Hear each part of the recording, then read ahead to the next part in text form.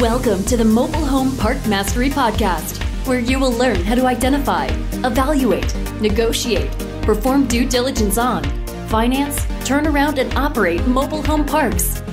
And now, here is your host, the fifth largest mobile home park owner in the United States, Frank Rolfe.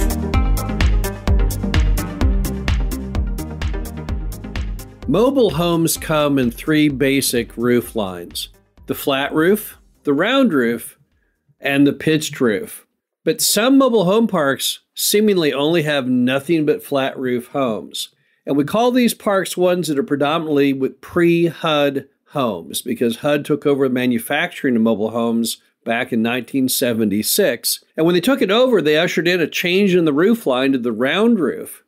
So we can tell, just driving in through a property, the rough ages of the homes. And even though most mobile home parks have a mixture of these homes of various vintages, there are some out there where it's just all pre-HUD. It's just all flat-roofed homes. And when you come upon those deals, what does it mean? Can you navigate that kind of deal and still make a success out of a mobile home park with nothing but old homes? This is Frank Rolfe, the Mobile Home Park Mastery Podcast. We're going to talk all about working on deals where all the homes are very, very old. Now, there are some good attributes and some bad attributes to those type of properties. Let's first explore the good things about parks that are all pre-HUD homes.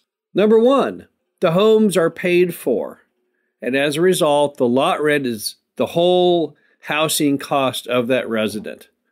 If you have a park with predominantly new homes, then they have their lot rent to pay, but they also have the mortgage on the home. But when you work on parks that have all very old homes, it's a given that there's no mortgage payment. The mortgage on mobile homes back in the 1960s and 70s, the longest mortgage you could humanly get was 15 years. And the norm was somewhere between 10 and 15 years. And that means those homes were paid off in full decades ago with no exception whatsoever. No one did a 30-year mortgage back in 1970.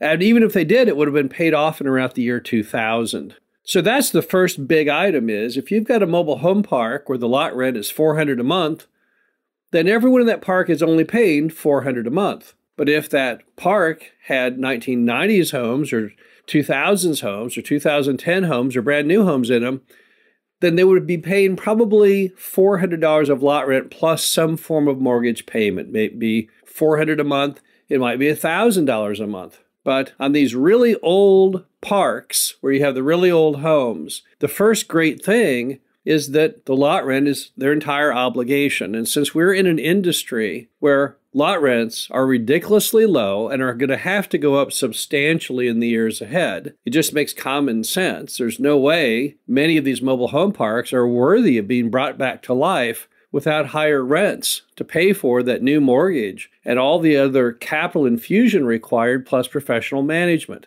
That's why you're seeing so many articles right now of mobile home parks being torn down. It's because the lot rents are too low. And nobody is going to buy a mobile home park and inject that capital and turn that thing around unless they can make some money in doing it. It's just not going to happen. Now, the next good thing about parks that have predominantly old homes is those homes, when they do sell from one tenant to another, they sell very inexpensively. We have owned mobile home parks where virtually every transaction from a current resident to the new resident is $1,000 or less. It's not uncommon to have homes trade hands for $500 or $1,000. And what it means is you are really at the bedrock, ground zero of affordable housing, because not even your current residents, but the future residents are still not going to have mortgages. They're only going to be paying the lot rent and nothing else.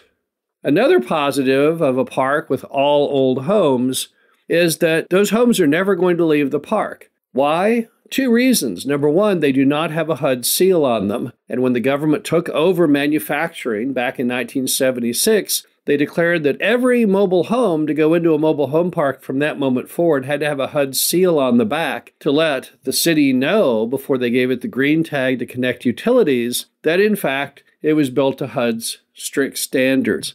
So those pre-HUD homes, they can't leave your park because they can't go to another mobile home park. They could maybe go out to raw land somewhere. But as far as them being in a mobile home park Where they sit is their last stop, the only place they can be. And number two, of course, no one would be crazy enough to try and move a pre-HUD home. They're far too old, far too fragile to be moved. So if you buy a park that's 100% occupied with all old homes, you can check back in on that park 5 years from now, 10 years from now, or 5 months from now. It'll still be 100% occupied because the old homes are never leaving. Now let's look at some bad attributes to a park with all old homes. The first thing is that prior to when HUD took over the industry, the width of those old flat roof homes runs typically 8 feet wide, 10 feet wide, and 12 feet wide. And that's a problem because that yields really, really small room sizes.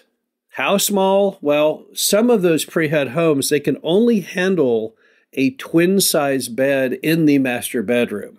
That is just not going to work with most people's opinions of housing today. That does not tie and coincide with the aspirations of most homeowners to have a master bedroom where they're lucky if they can jam a double bed in there. Most of our customers today, they want a king-size bed or just at a minimum a queen-size bed, but you can't really deliver beds of that size when the width of the home is only 8, 10, or 12 feet wide. And what that means is you're going to have very great difficulty retaining residents because they're always going to be unhappy with the house, wanting to move. And it also makes it very hard to attract new residents who really are not prepared for that kind of a room layout. Also, when you buy a park that has all old homes in it, if you have any park-owned homes that come with the deal, you know they're going to need a lot of renovation. They're going to be in very, very poor condition more than likely because they're very, very old and probably were never properly maintained. And the same is if you buy a park with all old homes which has no park-owned homes that come with it, you're going to lose a tenant. Someone's going to die. Someone's going to run off and abandon the home. You're going to take the home through abandonment. And once again, you've got much greater renovation costs than you would if the home was, say, from the year 2000. So you've got to make sure you budget appropriately for that capital expenditure that you'll need to bring those really old homes back to life. Another bad problem with those parks with all old homes is that it may represent a bigger problem. It may not be just that, hey, we've got these old homes. It denies you the affirmation you can bring newer homes in. Many cities, if not most cities in America, hate mobile home parks with a passion. That's why there haven't been any new ones built in any meaningful number since 1970 to 1980. And some of them, despite the laws of grandfathering and what they're supposed to do legally, they still try and block park owners from bringing new homes into these parks. So when you have a park with all old homes, it suggests, it doesn't mean it, but it's possible that one issue is you can't bring any newer homes in. So it may suggest there's actually an underlying message, which is the city is actually blocking bringing newer homes in. Now, if the park has newer homes in it, if it has a mixture of those old pre-HUD homes, but also 80s, 90s, and 2000s homes, then that lets you know it can be done because you can physically see the homes that are newer that have been brought in. And that gives you, as the buyer, a much happier sensation that you can touch and feel the fact that the city will agree to allow new homes to come in. Now, let's get back to the original message, which was, so can you buy those kinds of parks or not? Well, as you probably just heard, there are good and bad attributes. So if the park has all older homes, all pre-HUD homes, that does not necessarily mean you can't buy it. So it's not normally a deal killer, but it definitely needs more analysis. When you buy a park that has that mixture of the old and the new, then you have a whole different range of feelings about the property. You know that the newer homes can be brought in. Your lenders are more used to seeing parks that look like that, as are your customers.